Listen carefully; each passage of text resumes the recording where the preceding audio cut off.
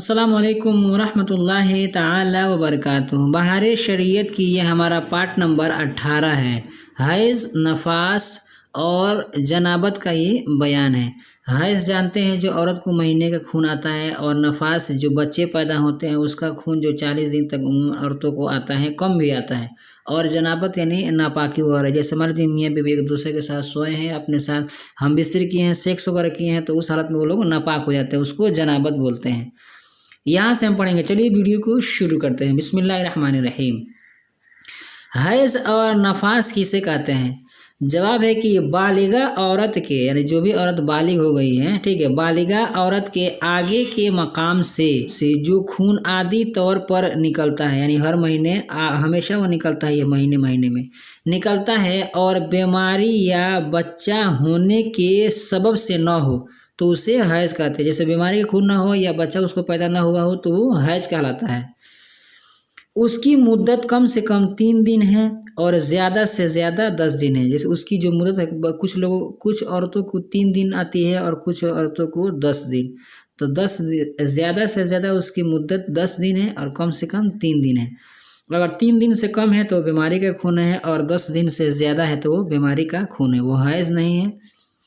इससे कम या ज़्यादा हो तो बीमारी यानी इस्तिहाज़ा है, यानी इस्तिहाज़ा बोलते हैं बीमारी का खून।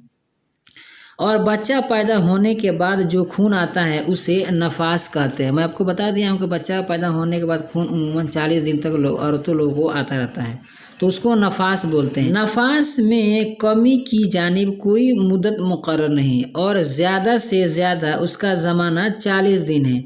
40 दिन के बाद जो खून आए वो इस्तिहाज़ा है। देखिए, औरत को बच्चा पैदा होने के बाद कोई ज़रूरी नहीं है कि उसको 40 दिन तक ही खून आएगा। यानी मान लीजिए आज बच्चा पैदा हुआ, कल से खून आना बंद हो गया, परसों से आना बंद हो गया, 2-3 दिन तक आया फिर बंद हो गया, तो ये मतलब बंद होने की कोई मुद्दत नहीं है। कभी भी हो सकता है बच्चा पैदा हुआ खून आना बंद अब अबे न करे, लेकिन अगर उसको खून आ रहा है ना तो 40 दिन तक खून आएगा तब वो नफास कहलाएगा। और 40 दिन से एक दिन भी अगर ज़्यादा होगा ना तो वो हो जाएगा इस्तिहाज़ा, यानी 40 दिन तक नफास बाकी इस्तिहाज़ा। सवाल है कि हैज़ो नफास का क्या हुक्म है? जवाब, हैज़ वो नफास की हालत में रोज़ा रखना और नमाज़ पढ़ना हराम है। यानी जिस औरत को हैज़ हो या फिर बच्चा पैदा हुआ हो तो उस हालत में औरत को रोज़ा रखना और नमाज़ पढ़ना हराम है।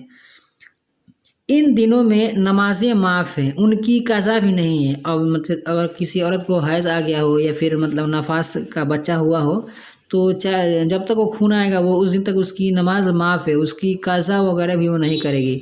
महीने का खून अगर औरत को 3 दिन 4 दिन आ रहा है ना तो उस नमाज की कज़ा भी नहीं है, और वो नमाज उससे साकित यानी उससे माफ़ है। मगर रोज़ों की कज़ा और दिनों में रखना फ़र्ज़ है। जैसे कह रहे हैं ना कि जैसे रोज़ा वगैरह जो है, जैसे रोज़ा तो साल भर में 30 ही दिन है, तो रोज़ा की कज़ा रखने के लिए कह रहे हैं जैसे रोज़े की जो कज़ा है वो और दिनों में, दूसरे दिनों में रखे। रोज़ों की कज़ा और दिनों में रखना फ़र्ज़ है। और हैज़ो नफास वाली औरत को कुरान मजीद पढ़ना हराम है, ख़्वाह देख कर पढ़े या ज़ुबानी। जो भी हैज़ और नफास वाली औरत है उसको ज़ुबानी भी पढ़ना हराम है और देख कर भी पढ़ना हराम है कुरान शरीफ। उसका छूना अगरचे उसकी जिल्द या हाशिया को हाथ या उंगली की नोक या बदन का कोई हिस्सा लगे, ये सब हराम है। हाँ, जुज़दान में कुरान मजीद हो तो उस जुज़दान के छूने में हर्ज नहीं। उम्मूमन कुरान शरीफ को न जुज़दान में एक कपड़े में लपेट कर रखा जाता है, तो जिस कपड़े में लपेट कर रखा जाता है ना उसको जुज़दान बोलते हैं। अगर वो जुज़दान में है और औरत को हैज़ आया है या फिर उसको नफास है, तो उसको हैज़ आया हो या फिर नफास आया हो ना, तो उसमें वो कपड़े में जो लपेटा हुआ कुरान है उसको छू सकती है, कोई हर्ज नहीं है।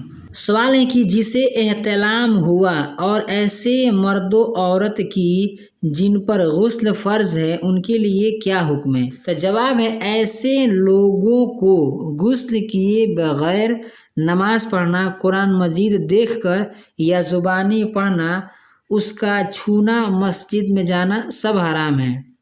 यानी अगर कोई शख्स नापाक है, ठीक है, तो उसको कुरान भी नहीं पढ़ना है, ठीक है, जैसे एहतलाम वगैरह हुआ है उसको कुरान वगैरह भी नहीं पढ़ना है, न देख कर, न अंदाजे, न छूना है, न मस्जिद में जाना है। सवाल, क्या जिस पर गुस्ल फ़र्ज़ हो वो मस्जिद में नहीं जा सकता?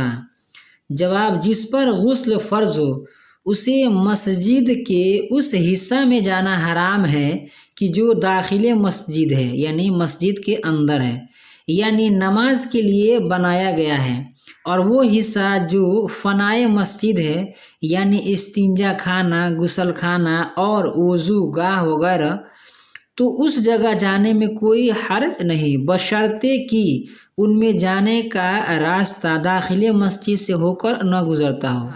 ऐसे मर्दों औरत की जिन पर गुस्ल फ़र्ज़ है वो कुरान की तालीम दे सकते हैं या नहीं? जवाब, ऐसे लोग एक एक कलमा सांस तोड़ तोड़ कर पढ़ा सकते हैं और हिज्जे कराने में कोई हर्ज नहीं बहारे शरीयत। सवाल, बेवज़ू कुरान शरीफ छूना और पढ़ना जायज़ है या नहीं? जवाब, बेवज़ू कुरान शरीफ छूना हराम है। बेछुए ज़ुबानी या देख कर पढ़े तो हर्ज नहीं। जैसे कुरान शरीफ को ना बगैर वज़ू का आप छूना ये हराम है। अगर आपका वज़ू नहीं है तो आप ज़ुबानी उसको पढ़ सकते हैं, बशर्ते कि आप माने पाक वगैरह हों। सवाल है कि बेवज़ू पाराए अम यानी तीसरा पारा या किसी दूसरे पारा का छूना कैसा है? जवाब, बेवज़ू पाराए अम या किसी दूसरे पारे का छूना भी हराम है। जैसे पाराए अम जो अम्मा पारा है वो भी कुरान ही है, इसलिए कि कुरान शरीफ का 30वां पारा है तो वो भी कुरान ही है, तो उसको भी छूना हराम है। आज की वीडियो में बस इतना ही। वीडियो पसंद आई तो वीडियो को लाइक करें, अपने दोस्तों के साथ शेयर करें। हमारे इस यूट्यूब चैनल पर नए हैं तो हमारे चैनल को सब्सक्राइब करके बेल आइकन को प्रेस कर दें ताकि हमारी हर आने वाली वीडियो की नोटिफिकेशन सबसे पहले आपको मिले। अस्सलाम वालेकुम रहमतुल्लाहि ताला व बरकातुहू।